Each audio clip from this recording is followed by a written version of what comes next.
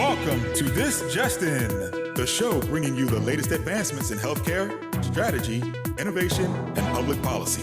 And now, for the fastest voice in healthcare, here's your host, Justin Barnes.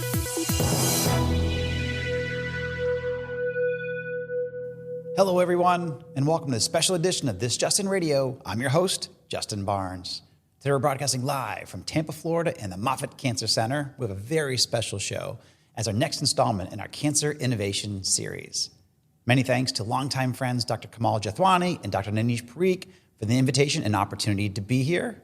We're about to embark on a series of episodes focused on cancer care, innovation, patient outcomes, and survivorship.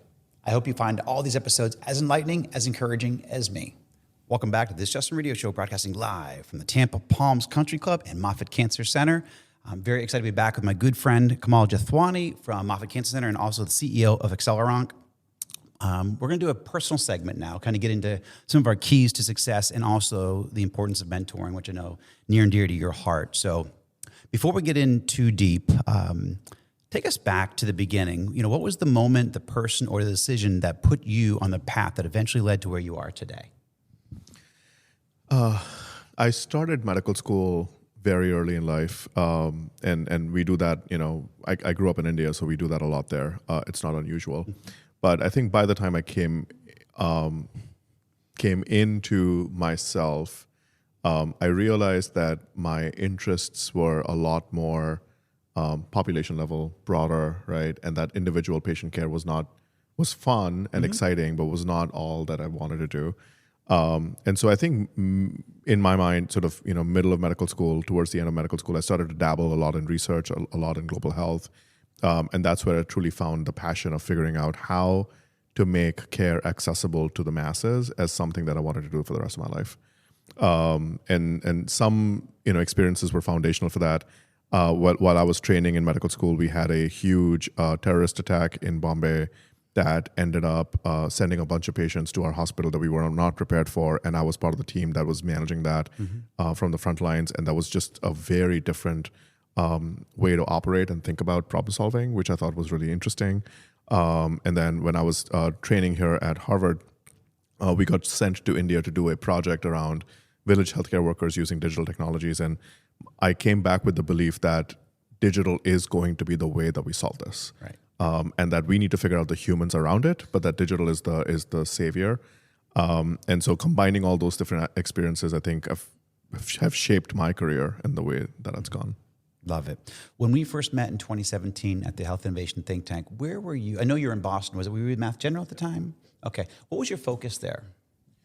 So I was leading digital innovation there. Okay. So the idea was, how do I bring in digital tools and innovation into the hospital? So I was more outside in.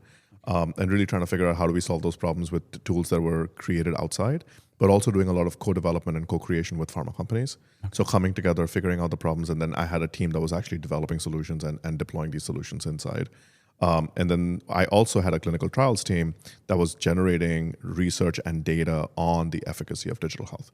Because back in the day, people asked me, prove to me that it works. Right. Nobody asked me that today, which is great. Yeah, right. So, we put ourselves out of a job. Yeah. But those days we were really focused on proving that there is actually value in digital. Yep. Love that. Most people at the top of their field can point to one pivotal professional risk that they took that could have gone either way. What was yours? And looking back, what made you take it?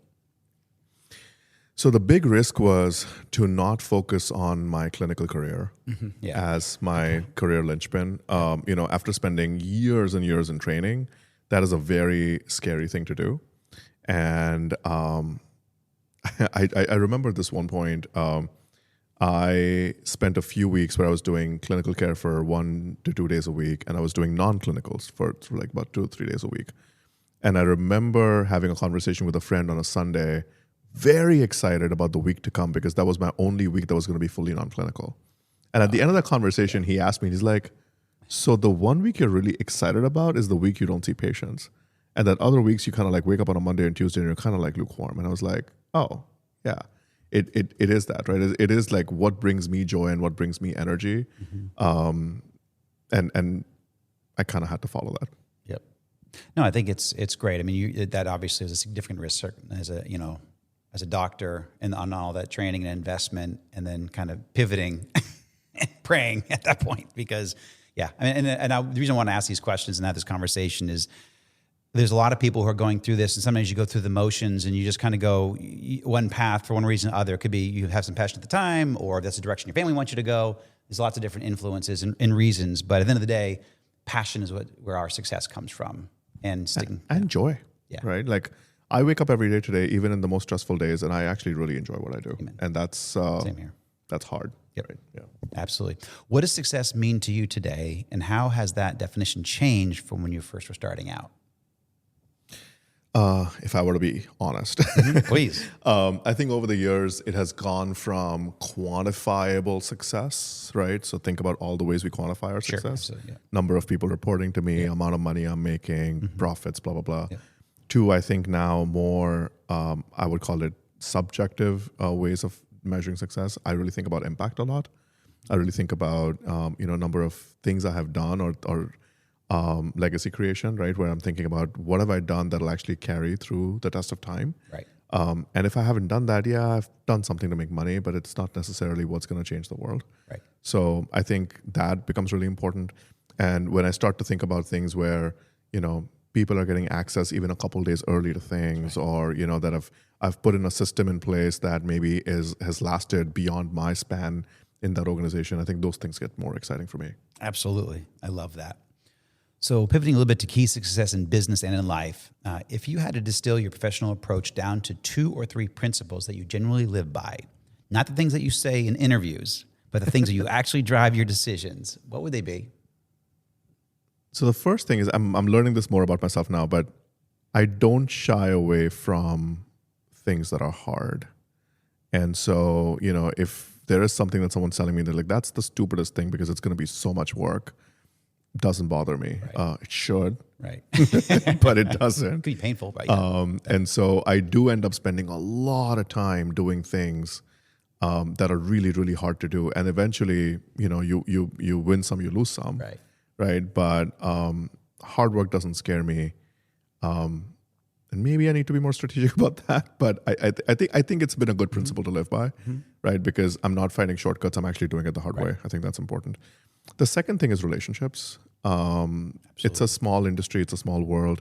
But more importantly than that, like a lot of what you're doing in life and how you're changing things is going to be based on people working well together. And so I think relationships are really important. I am proud to say that I have people in my team, for example, that have lived with me for all these years. And, I usually say, like, if I call them after killing someone, they'll come in with a shovel without no questions asked, right? So you need that in your life. You need relationships. And I think that building relationships and maintaining relationships is really important. Again, it's a principle I live by. Everyone needs to get better at that at all times, and I work really hard at it. But that is something that I think is important. And I think the third, if I had to do 3, the third one is, I think, investing in talent and building people up. I often say when I started my own company after Mass General, right, I went away from an organization that had a huge brand name that people worked at just so that their career would be helped, to then moving to an organization that nobody had heard of. And I got spoiled for the first 15 years of my career getting any talent I wanted because I was part of Mass General Harvard, right? So when I started my own company, I knew that I needed a different special reason to bring people to get excited to work for our mission. That's right. And the way you do that is you find the diamonds in the rough and then you groom them and you build them, because you will never get someone who's ready for the job day one in a small company. Right. So, and I follow that principle till today. I don't think we've still till today had a person that's been ready for the job on day one, but you figure out the potential that they have, and then you spend the time and energy building them up. And once you do that, then you have loyalty for life. Absolutely. No, and I love that. I want to take a moment here because you talk about hard work, critically important. Certainly nowadays when we think we can just type in AI and it spits out all this great stuff, and that is awesome. It's transforming our lives and we all love it. It still comes down to hard work and not shying away. And it even reminds me, Jake and I, we got up here earlier yesterday to begin to prep for today and tomorrow. And we thought we almost had the day done. We still sat and crunched out 2 more hours of work last night because we had some really important things. It was some very tedious work that we didn't want to, and not to be here, but on the different side of the company.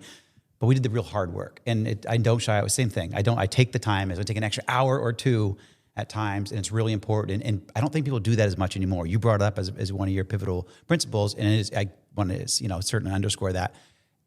And then relationships. It's everything for me. At this point in my career, everything, my whole entire life is now all about relationships. And I only work with people, even inside the radio show, but then outside in my own growth performance company, people that I've known for 10, 15, 20, 30 years. Because you can run fast with people that you know and that you trust, and then that trust you, and you can break through. So we don't, again, and I come and take this special time to call this out, because this is so important for people who, it doesn't matter your age, 15, 20, 30, 40, relationships are your future. So, if you want to have an easier future or a better glide path, focus on that. Don't churn and burn. Yep. And your word is your bond, and that builds relationships and those kind of components. And so, and obviously investing, I think I've had at any given time 15 to 30 interns working with me at different points in my career. And now a lot of them are CEOs. It's kind of cool seeing them 30 years later. Even my producer and right-hand guy, Jake, I met Jake when he was 22, and now he's 26, 27. He's getting old. But yeah, so it's almost 5 years of great success. So I totally agree with you. I love that. So healthcare and oncology innovation require an unusual combination of scientific rigor, institutional collaboration, and entrepreneurial urgency. How do you hold all of that together without losing momentum?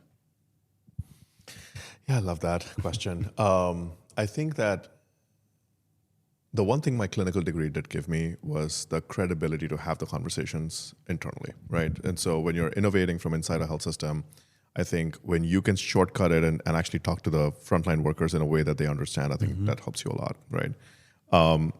I think my personal entrepreneurial momentum and urgency came from the fact that I started my company bootstrapped. Yep. Right. I had to make money to be able to spend money. So it's not the typical VC way to do it. Right. And so every single day, every single week, couldn't miss a revenue goal, because if I would miss a revenue goal, I would miss payroll. Exactly. Right. And so I think the first few years of going through that churn has really given me that sense of like, now, even if I have raised money, I don't operate as if I have. It is all as if, I'm running a grocery store, pretty Absolutely. Much, right? It's like, that's right. Kind of how you have to operate. And I think that sense of urgency is really cool. And I think it percolates to the team. I think the team enjoys it. And yes, it creates a little bit of stress and work. But, we operate on a daily or weekly timeline, not on a monthly or a quarterly timeline, which is true for many health systems and pharma companies. Absolutely. There's thin margins. Exactly. And so, when you're saying, okay, like I need to accomplish this in the next 7 days or 5 days, that starts to bring a different level of urgency, but also competence. That's right. In the team, right? And I think that's really cool. And I like to set pretty aggressive goals from a timeline perspective, because that helps you maintain momentum and that helps you get energy out there, and that energy sort of percolates and I think gets addictive. So now my team asks me, it's like, okay, what is our next like super aggressive deadline we could put on this? Because it's fun to be able to operate that, achieve that, and then move forward. Yep.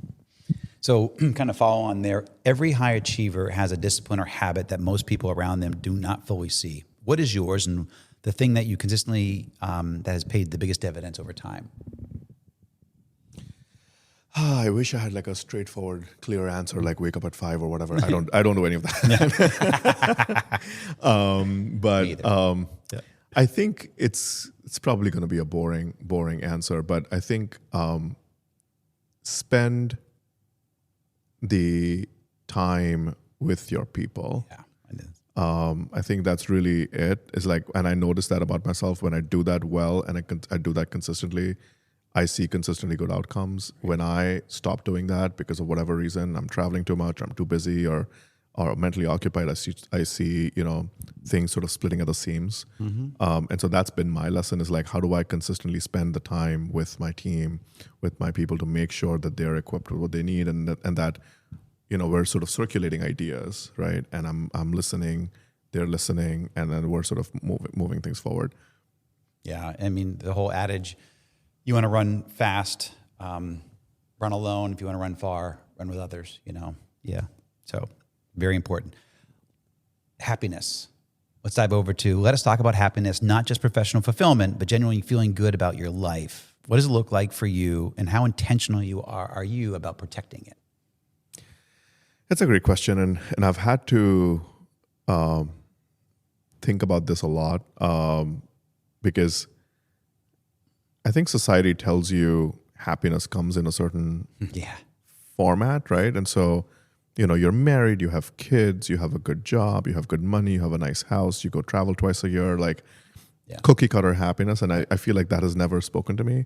And I think that I've had to start to think about this a lot more deeply. Again, more recently, I got divorced, and I'm living mostly alone, and I have a job that keeps me very busy. Mm-hmm. And so in those realities, really thinking about what is it? Like, what is happiness? Right. And, what does that even mean? And I think starting to think about that has been really interesting. I know I like to do certain things. I know I like to have time to think. I know I like to process. And so giving myself the grace and the time to do that, I think that's where I'm starting. Excellent. I need to get better at protecting it. I have been on that journey and getting there, but I definitely need to still get better at protecting it.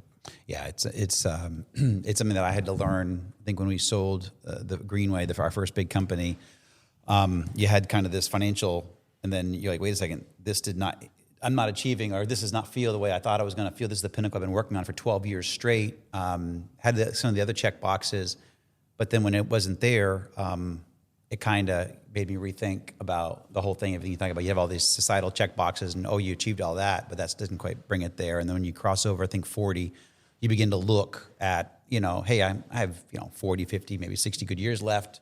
Hopefully 50 or 60 good years. But what do you want? And so I actually went through a divorce too, very intentionally, just because I wanted my future to look different than my past. And so, now I'm extremely intentional about protecting what I have, because I went through a lot to get there. So what is happiness for you? I'm sorry? What is happiness for you? One line. Peace. One word, to be honest. Peace. I work very hard at boundaries, and everything we talked about before on, hard work, relationships, and investment in other people, that's all critical to me having peace, to be honest. Because when I do those are the right things, even though you laid them out, I also agree with them 100%. That gives me peace. So I think for me, and then I protect it by intentionally seeking peace. Now, peace does come from conflict. I'll create conflict to create peace, but that's not intentional. It has to happen. Yeah, I love that. And the one thing I'll say is I've started this now about 4 or 5 months ago, and I like it, but I do one thing a week that brings me joy. There you go. That, it's just like pure, unadulterated joy. Good. Can be anything. Yep. At any cost. Yeah. Yeah. No, really that's important. Been great. Yeah. You learn that later in life too. That's excellent. Love that. There is a version of success that looks great from the outside, but costs people their health, their relationships, or their sense of self. Have you ever been close to that line? And if so, what made you pull back? Oh, all of it, 100%, all the time. Yeah, I know. It's happened, and again, you let yourself go at the cost, and at the cost of your health, you're focused on other things and optimizing other parts of your life. I think that, and you said this well, right? Like when you turn that page on 40, is when you start to realize that those things start to impact you a lot more than they used to, right? Like Absolutely. I'd be able to get over it much faster when I was 35, right? That's right. Not anymore. Yep. And so once you realize that your recovery is not that good, Mm-hmm. and that it's starting to also then impact your work, and it's starting to impact your health in significant ways, like I'm not thinking as clearly. Right. I'm not as aware. I'm not as attentive, right? And so I think those were the things that made me focus back on my health. And then also realizing that at the end of the day, that's my biggest asset is my health and well-being. And it's not the money in the bank. 100%. It's just going to sit there and grow, whatever. Right. I don't even get to see it or enjoy it as much. That's right. But my real asset is my health. And if I don't focus on it, nobody else will. Right. Yeah, and I think let's take a point there, because that's a real critical part of my short-term happiness, my long-term happiness, but really important to talk about is health. And people, again, are not taking this as seriously as they need to. our country can't afford it. I promise you that at the rate of the rising costs. But you as a citizen, you as a person on this planet need to look at that, because you do cross over. I mean, I think it hit me when I was 41 or 40. I'm an avid runner, and when I was 40 or 41, I hurt my leg, and I did not quite heal. Maybe it was 45. I couldn't heal as fast, and I'm like, whoa! It took me like 3 months to heal from a little twisted ankle. 3 months I couldn't run. I'm like, I used to heal at 35 or 30. I would heal right up in 2 weeks. Almost 3 months to heal. So that's when I started to shift a lot. Like, wait a second. So that means if I can feel that little bit, there's other parts of me that I needed to change. I also think about the irreversibility of some of this, right? Absolutely. So when I see patients with cancer, and that's the last 3 years have made this really real for me, right? Yeah. Seeing people in their 40s get to that point of irreversibility, right? And then you start with the whole like, I wish I had. Oh my God, like that's just so scary. Yeah. I lost my dad very early. My dad was diagnosed with glioblastoma at 56. And he was a workaholic, like all the way through, right? 7 a.m. to midnight every single day, no breaks, no Sundays, nothing. Wow. And he always said to me, he's like, when I turn 60. Oh, no. Never turn 60. Exactly. And don't want that for myself. Right. No, that's wise. Wisdom there. So you transition to our next point. So you work in oncology, means you're close to suffering, patients, families, hard diagnosis. How do you sustain your own well-being and sense of purpose in the face of all that year after year? And you've been in, clinical care for now 30 years or so, Well, honestly, like being in innovation, the benefit of that is like you're always glass half full, right? Like I wake up every morning telling people the art of possible and not the opposite. And so even when I'm dealing with patients that have a lot going on, I'm always looking for solutions. And so like the problem solving aspect of it keeps me in the positive side. And then the other side of it is like having seen that side of irreversibility is almost motivating, to be like, dude, gotta take care of yourself. And I never want to be in that situation where I'm like, I wish I had. Right. Absolutely. Great point. So what's the importance of mentoring? We'll shift that kind of close in that area. Think about the mentors that shaped your life the most. What did they do specifically? And did that make, what difference did that make? And what do you carry forward with from those thoughts? Yeah, I had a unique career trajectory where I was in jobs and roles where I was usually the youngest of my peer group because we go to med school very early in India, right? So I graduated med school at 21, and most people in this country don't even start med school at that point, right? So when I came in here and I was doing these jobs, I was significantly younger. What that meant was like I had less professional maturity. And so early parts of my career, I remember people being like, Kamal's super smart, but he needs like a babysitter in the meetings, right? Because like, I'm saying things that I shouldn't, or I'm behaving in ways I shouldn't. And a lot of that, like, I felt very defensive about in the beginning, but then I had a couple mentors at that point in my life where they didn't point out the obvious. They actually showed me what my strengths are and helped me amplify them. And instead of saying, do these new things that you're probably not that great at, they just said, here's your strengths. And make that on 90 or 100% of what your presence is. And everything else will fall into place. And that's the approach I take to mentorship, is identify the kernel of the diamond in the person and help them amplify it significantly, right? Like make that obvious to them, make that clear to them, and help them leverage that for the best. And usually everything else falls into place. That's great. was Halamka was John one of your mentors back in the day? Because I remember one of you, I don't know if it was John or Rasu, brought you to, how'd you get brought into the think tank? Rasu. Rasu. Yeah. Okay. Yeah. So it's one heck of a mentor there. It's great. So mentoring in medicine and in healthcare innovation is often informal and inconsistent. What would a more intentional, systematic approach be to mentoring look like? And what would it mean for the next generation of oncology leaders? I think that one of the most underrated things is professional coaching, right? Think about all the sports team. Think about the soccer games going on right now. Like, think about the amount of coaching, mentorship intentionally that goes into it, right? Like, where you actually have a person that's like managing you. They don't call them the managers. They call them the coaches, right? For a reason. And I think that the art of coaching is lost in medicine specifically. I think we have hierarchical systems. I think we have decision trees. I think we have, compliance. But what we don't have is mentorship and coaches. And so I really like to, even in my company, what we have is we have your manager and we have your mentor, specifically named and identified. Okay. And the roles are different. Here at Moffitt. No, in my company at the studio. Okay, good, great. Okay. And it's different people, right? And so it's like, yes, your manager is your line manager and they'll do your performance review and they'll do all that stuff. But your mentor is helping you with the skills that you need to be better at your job. And if we can make that culture more sort of permeable, I think that that's good. And then the other thing that is underrated is like sporadic professional coaching, 10 to 12 weeks, focused on a couple different things and get your muscle, get you sort of exercising in that area and get you better at that. There's no harm in that. I'm just in the process of hiring a chief of staff, for example, and my first step before that person even starts the role is she's going to get 6 weeks of coaching on how to do the job, right? Not from me, right? But from a professional person who's actually been a chief of staff before. Right. So if you do that, you invest in those areas, it's almost like football. You get your kick better and you get your stride better and learn how to defend and no shame, right? Who's going to teach you otherwise? That's a fantastic best practice. I think, Jake, we need to implement that in our company too. You have a manager, then so you take a mentor. Love that.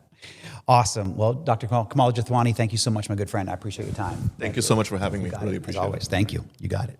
And that's a wrap from here at Moffitt Cancer Center. Many thanks to my good friends Kamal and Nainish for joining me. A great spectrum of shows covering cancer innovation, best practices, but also the key to success, happiness, and the importance of mentoring. So I'm grateful for the opportunity to be here and look forward to many more shows coming from this campus and probably Tampa in general, as these good friends and I look to bring this great content to you. And hopefully you find it as, again, encouraging and enlightening as myself. Have a great rest of your day, and thank you so much.